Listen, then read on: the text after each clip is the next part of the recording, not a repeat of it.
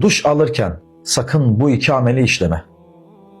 Evet, Efendimiz Aleyhisselatü Vesselam kesinlikle bu iki amelden bizleri ikaz ediyor. Neden? Çünkü bu iki fiili yapan daima vesveseye düçar olur ve neden ben vesveseye her dakika düşüyorum demesin.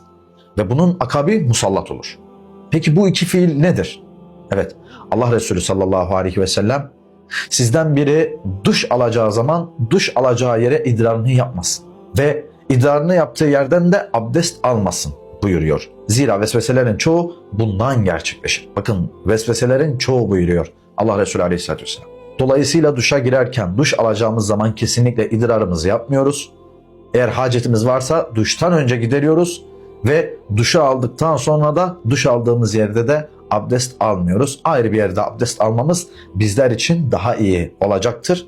Ve hamama, lavaboya girip çıkarken de Allah Resulü Aleyhisselatü Vesselam'ın Allahümme inni e'udhu bike minel hubthi vel habâith duasını okuyup girmeyi ihmal etmeyin. Çıkarken de Elhamdülillahillezî ezhebe annel eze ve afâni duasını okuyun. Allah'ın izniyle sağlıklı ve sıhhatli olun.